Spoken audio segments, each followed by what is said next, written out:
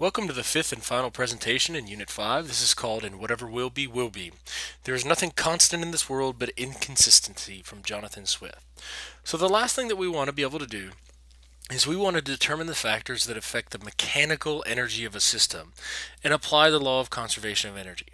Now these are the two formulas that you tend to see on your star chart, but you'll see that the law of conservation of energy is both a little bit more complicated and also a little bit easier to work with. So what we already know. We know from the first unit that energy must be conserved. In order to have any sort of energy that you gain, it has to come from somewhere. So whenever you drink or eat food, you get chemical energy, which then allows you to push something, which then allows it to move, and so on and so on and so on. To this point, we've investigated work, kinetic energy, gravitational potential energy, and elastic potential energy. In fact, we've related all three of these to work. We said that kinetic energy can equal work when you say work is equal to change in kinetic energy. We called that the infinite, or we called this right here the work energy theorem. We said that the gravitational potential energy is really just the work done in lifting an object. We said that the elastic potential energy is just the work done on a spring. So we've investigated all these things as they relate to work. Now, what we will demonstrate in the lab, now this says we will because we haven't done it yet. Your task is going to be to find two different forms of energy and measure them to show that they equate. So this is what you're going to be doing in the lab. You're going to find one energy type and another energy type and see how they're equal for a certain situation. The total energy.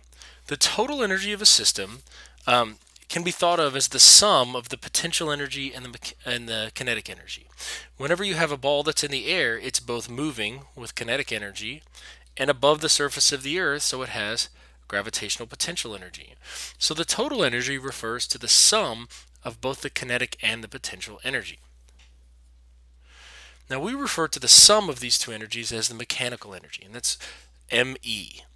ME is equal to KE plus PE. Now notice PEG is the one that's listed in here because it's the most common, but this could easily be potential energy elastic or some other type of potential energy. So mechanical energy represents the total energy of the system, and you just take the two and add them. Everything that you see here is measured in joules, so it can be directly added. So let's look at an example. It says, what is the mechanical energy of a system given the experimental data below? And if you look, you have a graph, and it says you have elastic potential energy right here, you have kinetic energy right here, and you have gravitational potential energy right here. So based on this data, I know that the mechanical energy is equal to the sum of all the other energies. The sum of the other energies. And this is a Greek letter sigma. It stands for sum. So if I can find the elastic potential energy, which is 10, add it to the kinetic energy, which is 25, and add it to the gravitational potential energy, which I'm going to say is 4, and then you have the sum of the energies, which is 39 joules. In the next example, it says a 10 kilogram box has a total of 500 joules of mechanical energy when 4 meters above the earth. How fast is the box moving at this point? So if you look, I have mass, this is mechanical energy. Now I know it's mechanical energy because it specifically says so. And I know it's 4 meters above the surface of the earth. So if we look at our given information, I'm looking for the velocity of this particular object. I know that the mass is 10 kilograms. I know that the sum of the energies, the mechanical energy, is equal to 500 joules. I also know that that's when it's a height of 4 meters above the earth, and I know that since it's on earth, I know the gravity is 9.8 meters per second squared. Now, based on the situation, we can figure out what the mechanical energy formula is. Since it's a box that's both above the air or above the earth, we can say it has gravitational potential energy.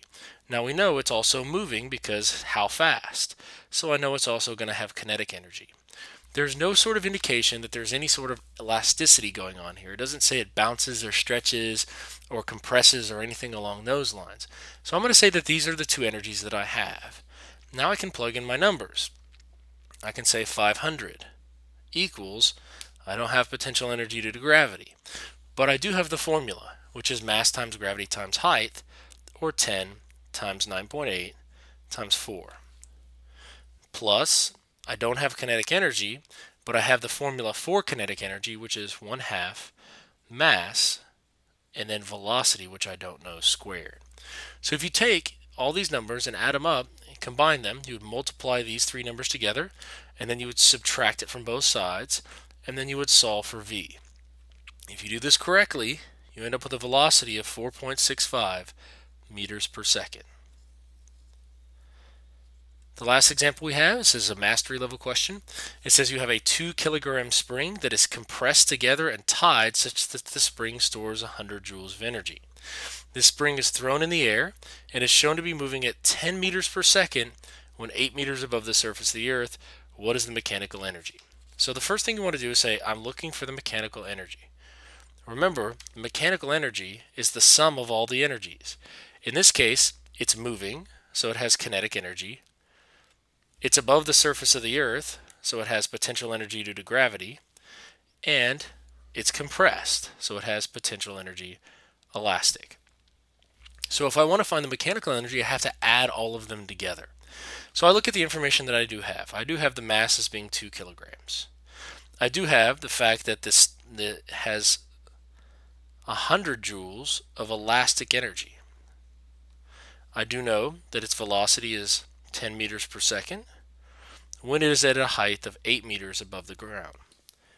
Once you do that, you have enough information to solve for everything here. You would say mechanical energy is equal to the kinetic energy, which is 1/2 the mass times the velocity squared. 1/2 times the mass is going to cancel out, leaving me with only 10 squared, plus potential energy due to gravity is going to be mass times gravity times height, which is 8, plus the elastic potential energy, which is 100 joules. So if you look, I've got 100 joules right here because it's 10 squared. I've got 100 joules right there. Multiply 10 times 9.8 times 8. You end up with a total mechanical energy of 356.8 joules. We have the law of conservation of energy in a little bit more detail. So far we've said that energy always has to be conserved, and we've actually calculated the total energy for a system. What the law of conservation of energy says is that for a given system, the mechanical energy must always equal the mechanical energy. What that means is the sum of the kinetic, potential due to gravity, and potential energy due to elastic must always equal the kinetic plus potential energy due to gravity plus the potential energy due to elastic. Now there are certain situations in which you can simplify this. For example, there's a situation in which the potential energy is equal due to gravity. So I'm going to go ahead and erase this writing.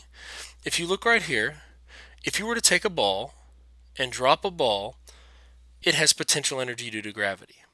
Now right before it strikes the surface of the ground, the potential energy due to gravity is 0.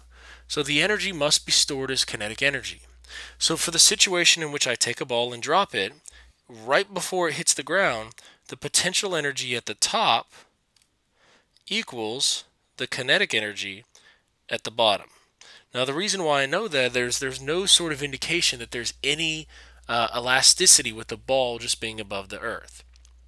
Now the next one that you have says if you have a ball and you drop it on a spring, you can say, well, the potential energy due to gravity does work on the spring right here, so I can set it equal to the work that's done on the spring. Or a lot of times I'd rather find how much it compresses the spring, so I can say it's equal to the potential energy that's stored in the spring. So there's a lot of situations in which you can equate two energies together, but you can't just do it just because it sounds good. You have to look at the physical situation and say, does this situation warrant conservation of energy? And you see that right here. The conservation of energy is equal to the kinetic energy plus the potential energy equals the kinetic energy plus the potential energy. Or in other words, it's saying ME equals ME.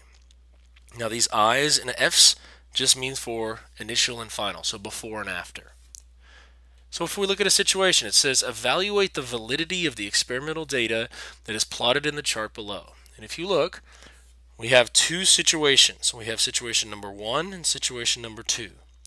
In situation number 1, I have a mechanical energy of 10 right here. It's the sum of the kinetic and the potential energy.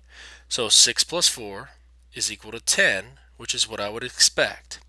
Now this right here, the mechanical energy is 6, with the kinetic energy being 4 still, but the gravitational potential energy being 10. Now that shouldn't make any sense to you. A lot of people will look at these charts and say, oh yeah, they're equal, energy is conserved. Remember, mechanical energy represents the sum of the energies. So right here, it's wrong for several reasons. The mechanical energy can't be 6 if the potential energy is 10. That's an impossibility. Then, the mechanical energy, or law of conservation of energy, is not upheld because the mechanical energy is 10 here, the mechanical energy is 6 here. So energy is not conserved. So we wouldn't consider this to be valid experimental data. Next, it says a 100 Newton meter spring is compressed by 0.25 meters, then released to fire a 4 kilogram ball vertically into the air. What is the maximum height the ball will reach? Well, if you look at this, because of the situation, all of the energy that's stored in the spring has to go somewhere. It has elastic energy to begin with, and whenever it releases that energy on the ball, it's doing work on the ball. Well, that work that's done on the ball goes up, up, up, up, up, and reaches a highest point and stops. At the highest point, there is no kinetic energy at this point. The ball is no longer moving. So the two energies that I can set equal to each other is I can say that the potential energy that's elastic, yes, it goes to work, yes, it goes to kinetic energy, but really where I'm interested in it is where it goes to potential energy due to gravity. So I'm going to set these two things equal to each other. And how I'm going to do that is I'm going to write the formulas 1/2 kx squared equals mgh. If you look, this is your k value, this is your x value, there's your m value. You're trying to solve for height, that's your question mark, and you know the experimental, or you know the acceleration due to gravity. So you can actually plug in your numbers. You'd say 1/2 of 100 times 0.25 squared, and then on the other side you'd have mass times gravity times height. So the only thing that you don't know is the height, so you can divide both sides by 4 times 9.8. Make sure you put it in parentheses if you do that. And whenever you end up dividing this thing out, you get a very, very small number. The height ends up being approximately 0.08 meters. In this last example, this is a true mastery level question because it makes sure that you understand not only the conservation of energy, but you have to reflect on your information that you know about circular motion and centripetal acceleration. The question says a roller coaster begins at its highest hill, 100 meters above the surface of the Earth. So this right here to here is 100 meters. At its highest point, what is the centripetal acceleration felt by a rider at point A? So I want to know, what is the centripetal acceleration of the rider? Well, remember, in order to calculate the centripetal acceleration, because remember that's really where I want to go, what I need to know is I need to know velocity squared divided by the radius. Well, the radius is very easy in this case. The radius is going to be 20 meters. What's going to be a little bit trickier though is the velocity. But if you think of this in terms of the law of conservation of energy, you can just simply say, okay, here's one point, here's another point. I can say mechanical energy of those two systems has to be equal. Well, here, the only type of energy that I have is gravitational potential energy. Here, I'm going to have two types of energy. I'm going to have gravitational potential energy, which is going to be different because they're at different heights, and I'm going to have kinetic energy. So I'm going to go ahead and write the formulas out just so we can see. It's going to be mass times gravity times height 1. And height 1 is this original 100 meters. Then equals, on the other side, mass times gravity times height 2. And this right here is height 2. Plus 1/2 the mass velocity squared. Now, a lot of times people will look at this question and go, but there's no mass.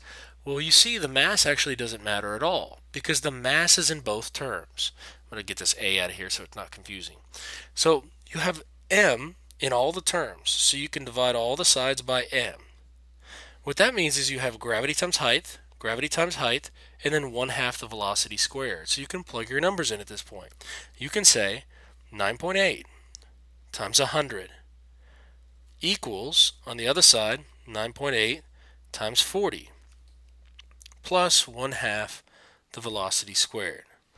You would subtract both sides by 9.8 times 40, and then that would end up letting you calculate the velocity. Whenever you solve this mathematically for the velocity, you should get something about 34.3 meters per second. Once you have the velocity, you can now plug it into the original equation. You can say the centripetal acceleration is equal to 34.3 squared divided by the radius being 20 meters. Take the numbers and you need to plug them into your calculator, and when you take 34.3 squared and divide by 20, you end up with an acceleration of about 29.4 meters per second squared, which is pretty high. It's actually on the order of almost 3 Gs, where you would feel about 3 times as heavy as you actually do.